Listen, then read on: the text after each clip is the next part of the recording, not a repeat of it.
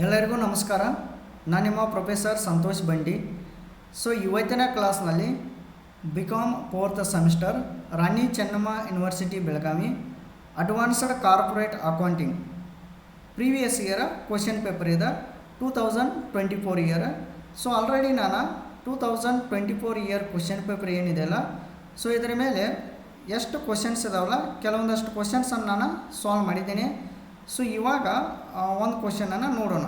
Okay, so ಇದು question ನೋಡ್ರಿ. Question number ಇದೆ question number 9.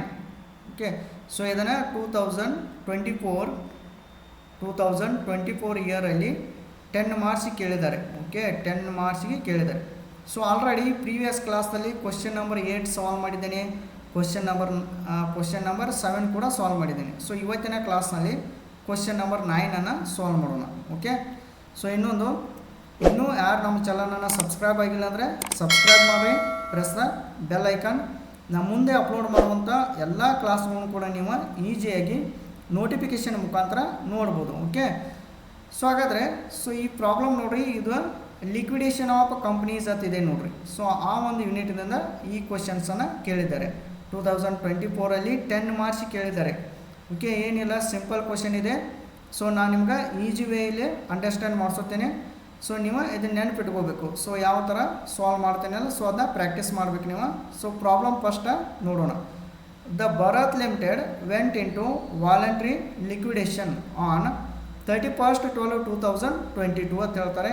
And its position on that date was as follows ಅಂತ ಹೇಳ್ತಾರೆ. Okay, first point ನೋಡ್ರಿ, observe ಮಾಡಿರಿ. ಫಸ್ಟ್ ಪಾಯಿಂಟ್ ಏನಿದೆ, 4,000 8% ಪ್ರಿಫರೆನ್ಸ್ ಶೇರ್ಸ್ ಆಫ್ ₹10 ಈಚ್ ಅಂತ ಹೇಳ್ತಾರೆ. ಓಕೆ, ಎಷ್ಟು ಕೊಟ್ಟಿದ್ದಾರೆ ಅಮೌಂಟ, 40,000 ಕೊಟ್ಟಿದ್ದಾರೆ. ಸೊ ಬ್ರೆಕೆಟಲ್ಲಿ ಒಂದು ಇನ್ಫಾರ್ಮೇಷನ್ ಹೇಳ್ತಾರೆ ನೋಡ್ರಿ, arrears of dividend for 1 year ಅಂತ ಹೇಳ್ತಾರೆ. ಸೊ 1 yearದ ಡಿವಿಡೆಂಡ್ ಕೊಡೋದು ಇದೆ ಅಂತ ಹೇಳ್ತಾರೆ, ಬಾಕಿ ಇದೆ ಅಂತ ಹೇಳ್ತಾರೆ. ಓಕೆ, ಪಾಯಿಂಟ್ ನಂಬರ್ ಬಿ ನೋಡ್ರಿ, 8,000 equity shares of ₹10 each,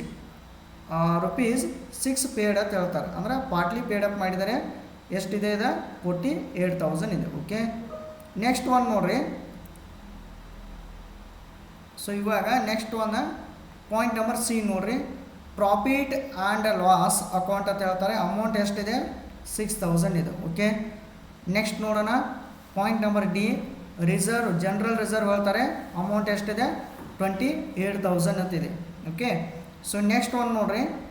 so ಇನ್ನು point number E, all assets realised in cash ಅಂತ ಹೇಳ್ತಾರೆ. ಕೆಲವೊಂದಷ್ಟು ಎಲ್ಲ ಅಸೆಟ್ಸ್ ಏನು ಮಾಡಿದ್ದಾರೆ, ರಿಯಲೈಸ್ಡ್ ಮಾಡಿದ್ದಾರೆ ಅಂತ ಹೇಳ್ತಾರೆ. ಅಮೌಂಟ್ ಎಷ್ಟು ಕೊಟ್ಟಿದ್ದಾರೆ, 1,36,000 ಕೊಟ್ಟಿದ್ದಾರೆ. ಓಕೆ, ಸೊ ಇವಾಗ ನೋಡ್ರಿ ಇಲ್ಲಿ ನೆಕ್ಸ್ಟ್ ಪಾಯಿಂಟ್ ನಂಬರ್ ಎಫ್ ನೋಡ್ರಿ, ಅನ್ಸೆಕ್ಯೂರ್ಡ್ ಕ್ರೆಡಿಟರ್ಸ್ ಬ್ರೆಕೆಟ್ದಲ್ಲಿ 2,400 ಪ್ರಿಫರೆನ್ಸ್ ಸೇಲ್ ಅಂತ ಕೊಟ್ಟಿದ್ದಾರೆ. ಅಂದರೆ preference sale creditors total unsecured creditors ಎಷ್ಟಿದೆ, 20,000 ಇದೆ. ಓಕೆ, ಸೊ ಪ್ಯಾರಾಗ್ರಾಫ್ದಲ್ಲಿ ಅಬ್ಸರ್ವ್ ಮಾಡಿರಿ, ಇಲ್ಲಿ ಏನು ಹೇಳ್ತಾರೆ ನೋಡ್ರಿ, ಇದು ಭಾಳ ಇಂಪಾರ್ಟೆಂಟ್ ಪಾಯಿಂಟ್ಸ್ಗಳು ಇವೆಲ್ಲ.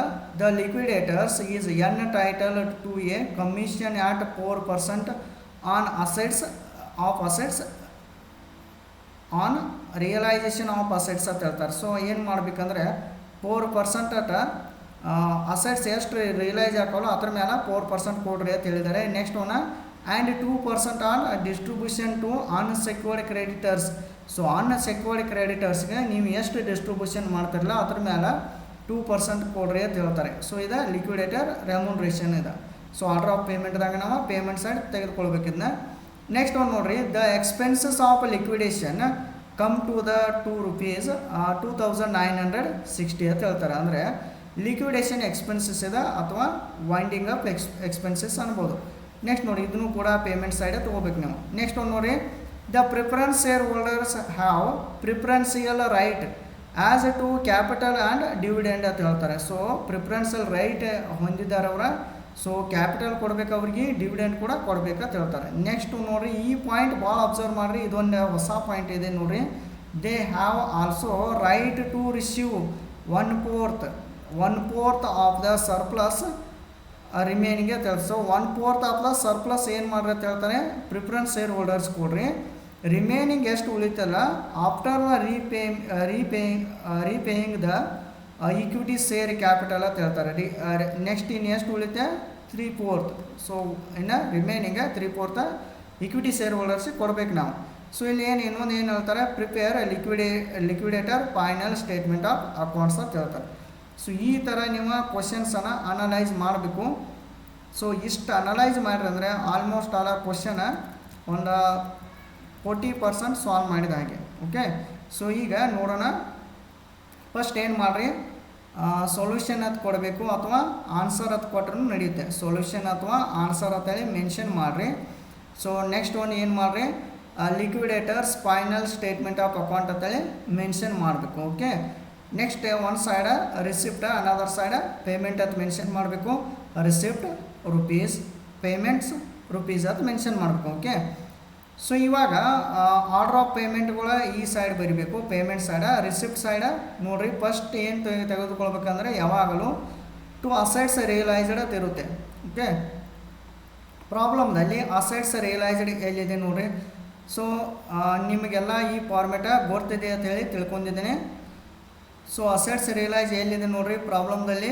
All assets realised in cash ಅಂತ ಹೇಳ್ತಾರೆ ನೋಡಿರಿ. ಎಷ್ಟು ರೀ, 1,36,000. So you have to mention 1,36,000 all assets realise ಅಂತ ಹೇಳ್ತಾರೆ. ಓಕೆ, ನೆಕ್ಸ್ಟ್ ಏನು ಮಾಡಿದ ರಿಸಿಪ್ಟ್ ಸೈಡ್ ಮೆನ್ಷನ್ ಮಾಡಿರಿ. ಓಕೆ, ನೆಕ್ಸ್ಟ್ ಆರ್ಡರ್ ಆಫ್ ಪೇಮೆಂಟ್ದಾಗ ಪೇಮೆಂಟ್ ಸೈಡ್ ನೋಡ್ಕೋತವ್ರಿ. ಯಾವಾಗಲೂ ಪೇಮೆಂಟ್ ಸೈಡ ಎಕ್ಸ್ಪೆನ್ಸಸ್ ಅದು ತೆಗೆದುಕೊಳ್ಬೇಕು.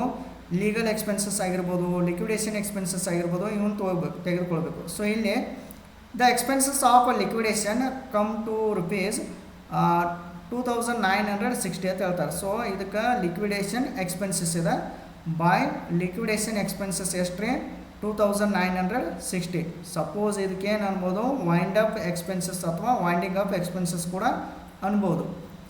ಸೊ ನೆಕ್ಸ್ಟ್ ನೋಡಿರಿ, ಇನ್ನೇ ಸೆಕೆಂಡ್ ಏನು ತೆಗೆದುಕೊಳ್ಬೇಕಂದ್ರೆ ಆರ್ಡರ್ ಆಫ್ ಪೇಮೆಂಟ್ದಾಗ ಲಿಕ್ವಿಡೇಟರ್ ರೆಮ್ಯುನರೇಷನ್ ತೆಗೆದುಕೊಳ್ಬೇಕು. ಇಲ್ಲಿ ಅಬ್ಸರ್ವ್ ಮಾಡಿರಿ, remuneration the liquidator is entitled to a remuneration at 4% on realisation of assets ಅಂತ ಹೇಳ್ತಾರೆ. ಓಕೆ, ಸೊ ಏನು ಮಾಡಿರಿ, ಬೈ ಲಿಕ್ವಿಡೇಟರ್ ರೆಮ್ಯುನರೇಷನ್ ಅಂತ ಹೇಳಿ ಮೆನ್ಷನ್ ಮಾಡಿರಿ. ಸೊ ಅಗೇನ್ ಬಿಲೋ ಲೈನ್ ಏನು ಮಾಡಿರಿ, 4% ಆನ್ ಅಸೆಟ್ಸ್ ರಿಯಲೈಸ್ಡ್ ಅಂತೇಳಿ ಮೆನ್ಷನ್ ಮಾಡಬೇಕು. ಸೊ ಅಸೆಟ್ಸ್ ರಿಯಲೈಸ್ಡ್ ಆಲ್ರೆಡಿ ಇಲ್ಲಿ ತೆಗೆದುಕೊಂಡಿದ್ದೀರಿ ನೋಡಿ. ಎಷ್ಟಿದೆ ರೀ, 1,36,000 ಇದೆಯಲ್ಲ. ಸೊ ಅಸೆಟ್ಸ್ ರಿಯಲೈಸ್ ಇಲ್ಲಿ ಕೊಟ್ಟಿದ್ದಾರೆ ನೋಡಿರಿ, 1,36,000 ಆಲ್ ಅಸೆಟ್ಸ್ ಆರ್ ರಿಯಲೈಸ್ಡ್ ಅಂತ ಹೇಳ್ತಾರೆ, ಇನ್ ಕ್ಯಾಶ್ ಅಂತ ಹೇಳ್ತಾರೆ. ಓಕೆ, 1,36,000 ಮೇಲೆ 4/100 ಮಾಡಿದಾಗ ಎಷ್ಟು ಬರುತ್ತೆ, 5,440 rupees ಬರುತ್ತೆ. ಓಕೆ, ಸೊ ನೆಕ್ಸ್ಟ್ ನೋಡಿರಿ, ಅಗೇನ್ ಮತ್ತು and 2% on distribution to unsecured creditor ಅಂತ ಹೇಳ್ತಾರೆ. Unsecured creditor. ಸೊ 2% ಏನು ಮಾಡ್ರಿ ಅಂತ ಹೇಳ್ತಾರೆ, ಅನ್ಸೆಕ್ಯೂರ್ಡ್ ಕ್ರೆಡಿಟರ್ಸ್ ಮೇಲೆ 2% ಮಾಡ್ರಿ ಅಂತ ಹೇಳಿದಾರಲ್ರಿ. ಸೊ ಇದೆಲ್ಲ ಟೋಟಲ್ ಅನ್ಸೆಕ್ಯೂರ್ಡ್ ಕ್ರೆಡಿಟರ್ ಎಷ್ಟು ರೀ, ಆ್ಯಕ್ಚುಲಿ ಟೋಟಲ್ ಇರೋದ 20,000. ಸೊ ಇದು ಅಮೌಂಟ ಈಗ ನೀವು ಇಷ್ಟ ಮೆನ್ಷನ್ ಮಾಡಬೇಕು, 2% ಆನ್ ಅನ್ಸೆಕ್ಯೂರ್ಡ್ ಕ್ರೆಡಿಟರ್ಸ್ ಅಂತೇಳಿ ಮೆನ್ಷನ್ ಮಾಡಿರಿ. ಸೊ ಅಮೌಂಟ್ ಏನು ಬರಿಬೇಡ್ರಿ. ಸೊ ಯಾಕೆ ಬರಿಬಾರ್ದಪ್ಪ ಅನ್ನೋದು ನೆಕ್ಸ್ಟ್ ನಾ ಈಗ ಹೇಳ್ತೀನಿ. ಇದನ್ನು ಪ್ರೀವಿಯಸ್ ಕ್ಲಾಸಲ್ಲಿ ಕೂಡ ನಾನು ಹೇಳಿದ್ದೀನಿ. ಸೊ ಇದ್ರ ಬಗ್ಗೆ ಒಂದು ಸ್ವಲ್ಪ ಕಾನ್ಸಂಟ್ರೇಷನ್ ಮಾಡಿರಿ. ಸೊ ಇದನ್ನೊಂದು ಸ್ವಲ್ಪ ಪೆಂಡಿಂಗ್ ಇಟ್ಕೊರಿ. ಓಕೆ, ನೆಕ್ಸ್ಟ್ ಏನು ನೋಡಿರಿ, ಆರ್ಡರ್ ಆಫ್ ಪೇಮೆಂಟ್ದಾಗ ಮತ್ತೇನು ಮೆನ್ಷನ್ ಮಾಡಬೇಕು, you have to mention by preferential creditors. So ಏನು ಮೆನ್ಷನ್ ಮಾಡ್ಬೇಕು ರೀ, ನಂತರ ಪ್ರಿಫರೆನ್ಸಿಯಲ್ ಕ್ರೆಡಿಟರ್ಸ್ ಮೆನ್ಷನ್ ಮಾಡಬೇಕು. ಸೊ ಪ್ರಿಫರೆನ್ಸಿಯಲ್ ಕ್ರೆಡಿಟರ್ಸ್ ಎಷ್ಟು ಕೊಟ್ಟಿದ್ದಾರೆ ನೋಡಿರಿ, 2,400 ಪ್ರಿಫರೆನ್ಸಿಯಲ್ ಅಂತ ಕೊಟ್ಟಾರಲ್ರಿ. ಸೊ ಇದು ಅನ್ಸೆಕ್ಯೂರ್ಡ್ ಕ್ರೆಡಿಟರ್ಸ್ದಾಗ ಇನ್ಕ್ಲೂಡ್ ಮಾಡಿದ್ದಾರೆ. ಪ್ರಿಫರೆನ್ಸಿಯಲ್ ಕ್ರೆಡಿಟರ್ ಎಷ್ಟಿದೆ, 2,400. ಓಕೆ, ಸೊ ಅದನ್ನೇನು ಮಾಡಿರಿ, you have to mention preferential creditors 2,400 mention ಮಾಡಬೇಕು. ಓಕೆ, 2,400. ನೆಕ್ಸ್ಟ್ ಇವಾಗ come to the point, unsecured creditors. So ಪ್ರಾಬ್ಲಮ್ದಲ್ಲಿ ಅನ್ಸೆಕ್ಯೂರ್ಡ್ ಕ್ರೆಡಿಟರ್ಸ್ ಟೋಟಲ್ ಎಷ್ಟಿದೆ, 20,000 ಇದೆ. ಆಲ್ರೆಡಿ ಪ್ರಿಫರೆನ್ಷಿಯಲ್ ಕ್ರೆಡಿಟರ್ಗೆ ಎಷ್ಟು ಕೊಟ್ಟು ನಾವು 2,400 ಕೊಟ್ಟು, ಇನ್ನೇ ರಿಮೈನಿಂಗ್ ಎಷ್ಟು ಉಳಿತು. ಸೊ ಇವಾಗ ನೋಡಿರಿ, 20,000ದಲ್ಲಿ ಆಲ್ರೆಡಿ ಪ್ರಿಫರೆನ್ಷಿಯಲ್ ಕ್ರೆಡಿಟರ್ಸ್ಗೆ 2,400 ಕೊಟ್ಟು, ನೆಕ್ಸ್ಟ್ ರಿಮೈನಿಂಗ್ ಎಷ್ಟು ಉಳಿತೆ, 17,600 rupees ಉಳಿತೆ. ಓಕೆ, ಈ 17,600 rupees ಅನ್ಸೆಕ್ಯೂರ್ಡ್ ಕ್ರೆಡಿಟರ್ ಅಂತೇಳಿ ಮೆನ್ಷನ್ ಮಾಡಬೇಕು, 17,600. ಸೊ ನೀವು ಇನ್ನೊಂದು ಅಬ್ಸರ್ವ್ ಮಾಡಬೇಕು, 1,36,000ದಲ್ಲಿ 2,960 ಪೇ ಮಾಡ್ಬೋದು, 5,440 rupees ಪೇ ಮಾಡ್ಬೋದು, 2,400 ಇದನ್ನು ಕೂಡ ಪೇ ಮಾಡ್ಬೋದು. ನಾವು ಅನ್ಸೆಕ್ಯೂರ್ಡ್ ಕೂಡ ಪೇ ಮಾಡ್ಬೋದಲ್ರಿ. ಸೊ ಪೇ ಮಾಡೋಕೆ ಅಮೌಂಟ ಸಫಿಷಿಯೆಂಟ್ ಇತ್ತಂದರೆ ಏನು ಮಾಡಿರಿ, ಸೊ ನೀವು ಡಿವೈಡೆಡ್ ಬೈ 100 ಅಂತೇಳಿ ತೆಗೆದುಕೊಳ್ಬೇಕು. ಓಕೆ, ಸೊ ಇವಾಗ ನೋಡೋಣ, ಕಮ್ ಟು ದ ಪಾಯಿಂಟ್. ರೆಮ್ಯುನರೇಷನ್ಗೆ ಬರೋಣ. So remuneration 2% on unsecured creditors ಅಂತ ಹೇಳ್ತಾರೆ. Amount distribute to the unsecured creditors ಅಂದರೆ ಇಲ್ಲಿ 20,000 ತೆಗೆದುಕೊಳ್ಬೇಕು ನೀವು. ಇನ್ನೊಂದು ಅಬ್ಸರ್ವ್ ಮಾಡಿರಿ, ಯಾವಾಗಲೂ ಅನ್ಸೆಕ್ಯೂರ್ಡ್ ಕ್ರೆಡಿಟರ್ಸ್ದಾಗ 2400 ಪ್ರಿಫರೆನ್ಷಿಯಲ್ ಕ್ರೆಡಿಟರ್ ಇನ್ಕ್ಲೂಡ್ ಇರುತ್ತೆ. ಸೊ ಅಂದರೆ amount distribute to the unsecured creditors ಅಂದರೆ ಸೊ ಪ್ರಾಬ್ಲಮ್ದಲ್ಲಿ ಈ ಥರ ರೆಮ್ಯುನರೇಷನ್ ಕ್ಯಾಲ್ಕುಲೇಟ್ ಮಾಡುವಾಗ ಯಾವಾಗಲೂ ಏನು ಮಾಡಬೇಕಂದ್ರೆ ಅನ್ಸೆಕ್ಯೂರ್ಡ್ ಕ್ರೆಡಿಟರ್ಸ್ದಲ್ಲಿ ಪ್ರಿಫರೆನ್ಷಿಯಲ್ ಕ್ರೆಡಿಟರ್ಸ್ ಆ್ಯಡ್ ಮಾಡಿ ತೆಗೆದುಕೊಳ್ಬೇಕು ನೀವು 20,000. ಸೊ ಈ 20,000ನಲ್ಲಿ ಏನು ಮಾಡಿರಿ 2/100 ಮಾಡಬೇಕು. ಸೊ ಇನ್ನೊಂದು ಅಬ್ಸರ್ವ್ ಮಾಡಿರಿ, ನಾ ಯಾಕೆ ನಿಮ್ಗೆ ಇದನ್ನು ಫಸ್ಟಿಗೆ ಬರಿಬೇಡತ್ತೆ ಯಾಕೆ ಹೇಳಿನಿ ಅಂದರೆ, ಇಲ್ಲಿ ಮೆನ್ಷನ್ ಮಾಡಬೇಡತ್ತೆ ಯಾಕೆ ಹೇಳಿನಿ ಅಂದರೆ, ಸಪೋಸ 17,600 ನಮ್ಮ ಹತ್ರ ಕೊಡೋಕೆ ಅಮೌಂಟ್ ಇರಲಿಲ್ಲ ಅಂದರೆ ಈ ಸೈಡ್ ಅಂದರೆ ಯಾವ ಸೈಡ್ ರೀ, ರಿಸಿಪ್ಟ್ ಸೈಡ್ ಅಮೌಂಟ್ ಅಷ್ಟು ಸಫಿಷಿಯೆಂಟ್ ಇರಲಿಲ್ಲ ಅಂದರೆ ಸೊ ಅವಾಗ ಏನು ಮಾಡಬೇಕಂದ್ರೆ ಇಲ್ಲಿ 2/102 ತೆಗೆದುಕೊಳ್ಬೇಕು. ಓಕೆ, ಇದನ್ನು ಭಾಳ ಅಬ್ಸರ್ವ್ ಮಾಡಿರಿ. ಇದ್ರ ಬಗ್ಗೆ ಪ್ರೀವಿಯಸ್ ಕ್ಲಾಸಾಗ ಕೂಡ ಎಕ್ಸಾಕ್ಟ್ ಪ್ರಾಬ್ಲಮ್ ತೆಗೆದುಕೊಂಡೆ ಹೇಳಿದ್ದೇನೆ ನಿಮ್ಗೆ. ಸೊ ಒಂದು ಪ್ರಾಬ್ಲಮ್ ಹೇಳಿದ್ದೇನೆ ನೋಡಿರಿ. ಸೊ ಆಯ್ತಲ್ಲ, ನೆಕ್ಸ್ಟ್ ಇನ್ನೇನು ಮಾಡಿರಿ, ಬಾಯ್ ಈ ಥರ 20,000 ಇಂಟು 2/100 ಮಾಡಿದಾಗ ರುಪೀಸ್ ಎಷ್ಟು ಬರುತ್ತೆ, 400 ಬರುತ್ತೆ. ಓಕೆ, ನೆಕ್ಸ್ಟ್ ಇನ್ನು ನೋಡಿರಿ, ಬಾಯ್ ಪ್ರಿಫರೆನ್ಸ್ ಶೇರ್ ಹೋಲ್ಡರ್ಸ್ ತೆಗೆದುಕೊಳ್ಬೇಕು. ಸೊ ಪ್ರಿಫರೆನ್ಸ್ ಶೇರ್ ಹೋಲ್ಡರ್ಸ್ಗೆ ಕ್ಯಾಪಿಟಲ್ ಎಷ್ಟಿದೆ ನೋಡ್ರಿ, ಅವ್ರದ್ದು 40,000 ಇದೆ ಅಲ್ರಿ. ಸೊ ಅದು ಡೈರೆಕ್ಟ್ ಇನ್ನು ನಮ್ಮ 1,36,000 ರುಪೀಸಲ್ಲಿ 40,000 ನಾವು ಈಸಿಲಿ ಕೊಡ್ಬೋದು. ಇಲ್ಲಿ ಮೇಲಿನ ಎಲ್ಲ ಆರ್ಡರ್ ಆಫ್ ಪೇಮೆಂಟ್ ಆದ ನಂತರ ಕೂಡ ಇದನ್ನು ನಾವು 40,000 ಕೊಡ್ಬೋದಿಲ್ಲ ರೀ. ಸೊ ಏನು ಮಾಡಿರಿ, ಬಾಯ್ ಪ್ರಿಫರೆನ್ಸ್ ಶೇರ್ ಹೋಲ್ಡರ್ಸ್ ಅಂತೇಳಿ 40,000 ಮೆನ್ಷನ್ ಮಾಡ್ಕೊರಿ. ಓಕೆ, ನೆಕ್ಸ್ಟ್ ನಿಮ್ಗೆ ಒಂದು ಬ್ರೆಕೆಟ್ದಲ್ಲಿ ಇನ್ಫಾರ್ಮೇಷನ್ ಕೊಟ್ಟಿದ್ದಾರೆ ನೋಡ್ರಿ, arrears of dividend for 1 year ಅಂತ ಹೇಳ್ತಾರೆ. ಸೊ ಅಂದರೆ ಏನು ಮಾಡ್ಬೇಕು ನೀವು, 8% ಪ್ರಿಫರೆನ್ಸ್ ಶೇರ್ಸ್ ಇದೆ ಅಲ್ರಿ. ಸೊ ಏನು ಮಾಡೋದನ್ನ 40,000 ಇಂಟು 8/100 ಮಾಡ್ಕೋಬೇಕು. ಸೊ ಅಂದರೆ ಇದು ಎಷ್ಟು ಬರುತ್ತೆ, 3,200 ರುಪೀಸ್ ಬರುತ್ತೆ. ಸೊ ಅದು ಪ್ರಿಫರೆನ್ಸ್ ಶೇರ್ ಡಿವಿಡೆಂಡ್ ಅಂತೇಳಿ ಮೆನ್ಷನ್ ಮಾಡ್ಬೋದು. ಇಲ್ಲಪ್ಪ ಅಂತಂದರೆ ನೀವು preference share capital first mention ಮಾಡಿ ಡಿವಿಡೆಂಡ್ ಅಲ್ಲೇ ಆ್ಯಡ್ ಮಾಡಿ ಟೋಟಲ್ ಕೂಡ 43,200 ಅಂತೇಳಿ ಮೆನ್ಷನ್ ಮಾಡ್ಬೋದು. ಇಲ್ಲಾಂದರೆ ಈ ಥರ ಸಪ್ರೇಟ್ ಕೂಡ ಮೆನ್ಷನ್ ಮಾಡ್ಬೋದು. Okay, next one in order of ಪೇಮೆಂಟ್ದಾಗ ಯಾವುದು ಉಳಿತ್ರಿ, ಲಾಸ್ಟ್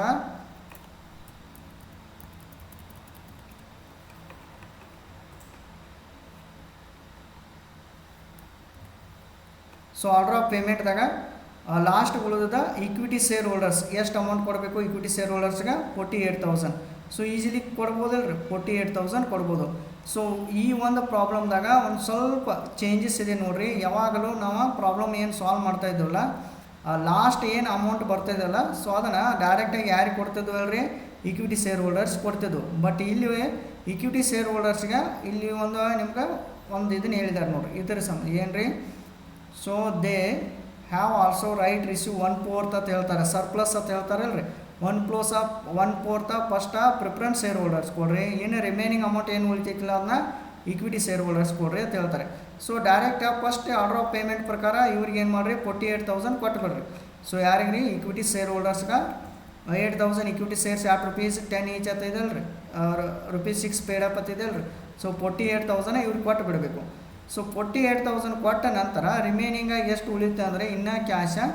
ಸೊ ಕ್ಯಾಶ್ ಅವೈಲೇಬಲ್ ಅಂತೇಳಿ ಒಂದು ವರ್ಕಿಂಗ್ ನೋಟ್ ಹಾಕಿದ್ರು ನಡೀತೆ.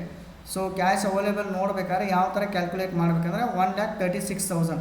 ಸೊ 1,36,000ರಲ್ಲಿ ಇಲ್ಲಿವರೆಗೆ ಆರ್ಡರ್ ಆಫ್ ಪೇಮೆಂಟ್ ಎಷ್ಟಾಗಿದೆ ನೋಡಿರಿ. Order of payment first liquidation expenses ಆಗೈತಲ್ಲ ರೀ, 2,960 ರುಪೀಸ್ ಲಿಕ್ವಿಡೇಷನ್ ಎಕ್ಸ್ಪೆನ್ಸಸ್ ಆಗಿತ್ತು. ನಂತರ ಏನು ಮಾಡಿರಿ 5,440 ಯಾವುದ್ರಿ ಅಸೆಟ್ಸ್, 4% ಅಸೆಟ್ಸ್ ರಿಯಲೈಸ್.